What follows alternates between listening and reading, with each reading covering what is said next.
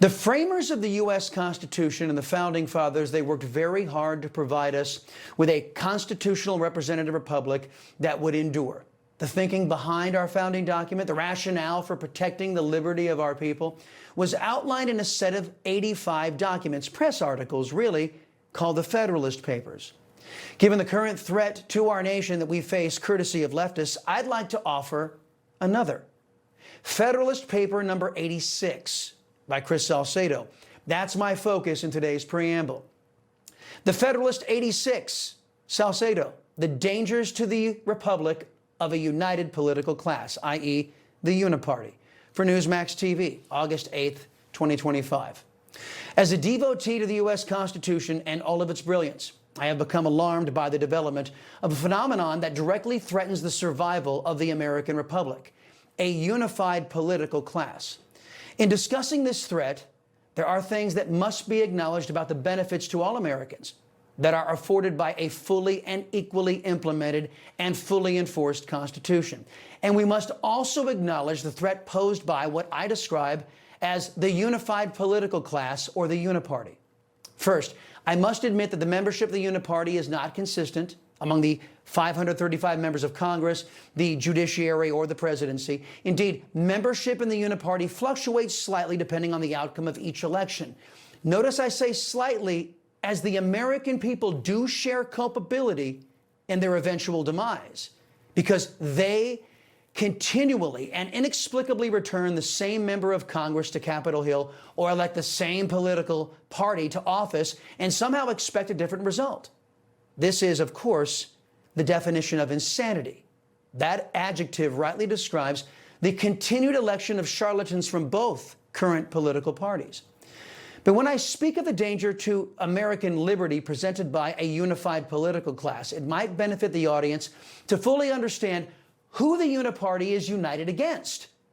The proverbial red flag is raised as I have witnessed the American political class unite against the one adversary that most directly impacts their corrupt schemes, their perpetual graft, and their cushy jobs. That adversary is we, the people. The Constitution was set up meticulously by the founders of this nation with a system of checks and balances. The various branches of government were set at odds with each other. They were given power to check the other's power.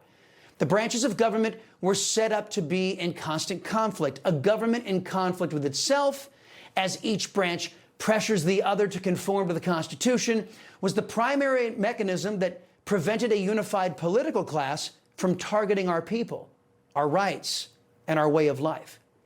Each branch of government is tasked with safeguarding the republic from foreign interests. Their powers in that worthy endeavor are justifiably broad to make sure foreign entanglements are avoided and foreign threats quickly dispatched. I submit that those foreign threats are equal to the threat posed by a unified political class in the United States. The vaunted two-party system was supposed to reflect the adversarial model of our Constitution. The parties were supposed to have competing ideas that could be implemented with a sufficient constitutional majority if those ideas conform to the basic framework and the confines of the Constitution, the document that is supposed to lord over all. But over the last 2 decades, Americans have been horrified to see, those who could be bothered to pay attention, that is, the breaking of the proper and needed constitutional chains that restrain our government. They have been equally harmed by the loss of freedom and erosion of basic American rights that come with those actions, actions that are tantamount to a national suicide pact. Now, I'd be remiss if I didn't provide some examples. Case number 1, Democrat member of Congress on foreign soil pledging allegiance to a foreign nation over her allegiance to our country, the United States. If Democrat Delia Ramirez were an everyday citizen, her traitorous proclamation would be bad enough. But she's indeed a sitting member of Congress, as our Constitution would provide the political check from the opposing party to this obvious and seditious declaration of loyalty to a foreign nation should be a severe condemnation and immediate expulsion from Congress. The very idea that Americans should tolerate giving power over us to a politician who declares allegiance to a foreign nation is offensive. Unacceptable. It's anti-American. But apparently not enough love for the country or their voters exists on the Republican side to begin immediate proceedings to expel a declared traitorous member. Case number 2. Reports show that Communist China has donated $50,000 to the campaign of a Democrat candidate for Virginia governor. But she's no normal gubernatorial candidate. She is a former CIA officer, Abigail Spanberger. The press says that an American-based businessman from China made that donation, even though the compromised press is either too stupid or too corrupt to note the significance of all of this. Most Americans with a middle school education do. A hallmark of communism is that the totalitarian government owns everything: the land, the people, and every so-called business. The fact that a so-called businessman made the donation is equal to the communist government of China making that donation. This is hardly a new phenomenon. Communist China has been exploiting American weakness, that is the Democrat Party, for decades, even reportedly financing the Bill Clinton campaign. Democrats have a long history of traitorous activity. As documents prove, the late Lion of the Senate, Ted Kennedy, proposed an unabashed quid pro quo to the filthy communists of his day. Kennedy would lend Soviet Premier Yuri Andropov a hand by undermining Ronald Reagan at home. In return, the Soviet leader would lend the Democrat Party a hand in challenging Reagan in the 1984 presidential election. Ironically, folks, this was real and verifiable Russian collusion. The Republicans did nothing in response to the Democrats' activities. Case number 3, the conduct of the GOP-controlled U.S. Senate in August of 2025. History can be our guide and serve to make the strongest case of the tremendous harm done by this unified political class. In the Bush era, Democrats employed the unprecedented tactic of filibustering George W. Bush appointees. One high-profile example was Miguel Estrada. Leftist Senator Dick Durbin stated in a leaked memo that Estrada needed to be stopped because his nomination was, quote, especially dangerous because he has a minimal paper trail, he is a Latino, and the White House seems to be grooming him for a Supreme Court appointment. They want to hold Estrada off as long as possible, end quote. In response to historic Democrat obstruction, leader Bill Frist proposed the nuclear option, lowering the threshold for judges from a 60-vote threshold to a mere majority vote, 50+1 in the Senate. Democrats lost their minds, and the GOP, as they always do, retreated. The overt racism was not used by Republicans to properly shame Democrats. Instead, perpetual moderate and conservative backstabber John McCain came up with his infamous Gang of 14, and Bush got some of his nominations through, but others, like the Latino Estrada, were allowed to fall. The Republican Party gave in to Democrat racism.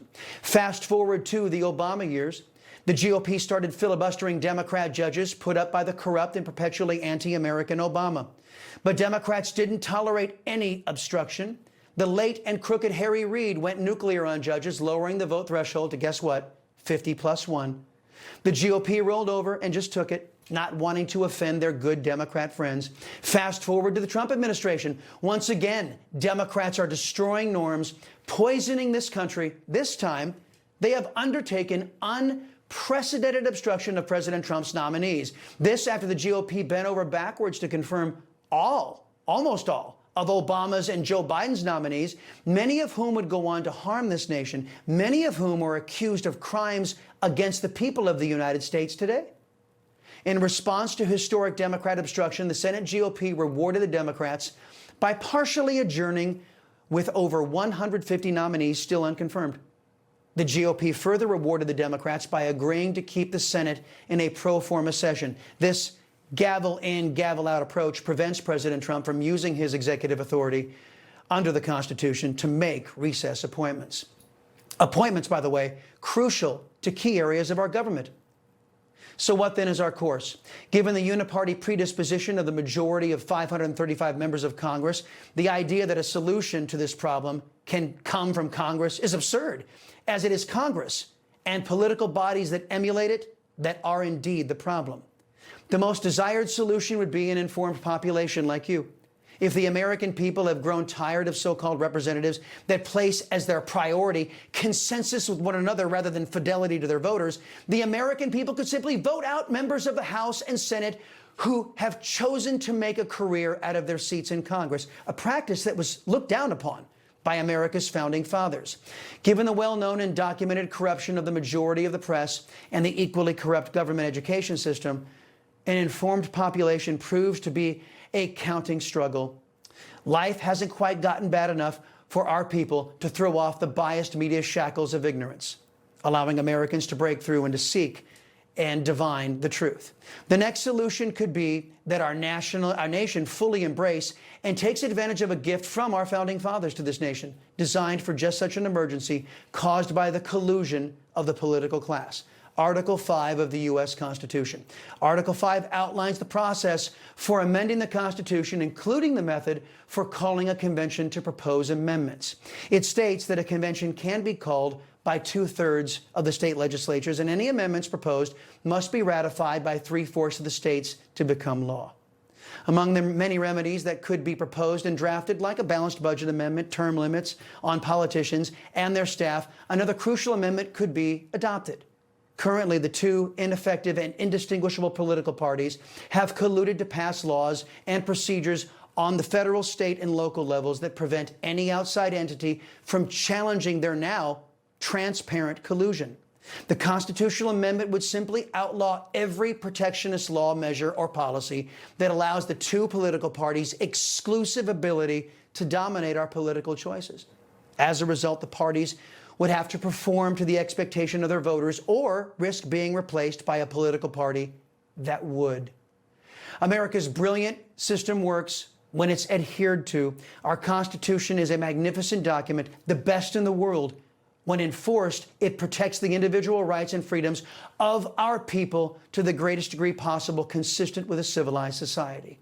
Americans deserve that document to be fully enforced. But we also deserve a political system that sprang from that Constitution. It promised an adversarial system under the guide of the U.S. Constitution and only the U.S. Constitution. Americans deserve a political system with competition, not collusion, with debate, not debauchery, a system that features opposition, not oppression. However we get there, only our people can make this happen. Publius. You know, folks, I thank God for my wonderful wife, my kids, my country, the greatest nation ever. And Americans like you who believe in the truth, the Chris Salcedo Show will never stop fighting for you. The Chris Salcedo Show, for the news you need to know.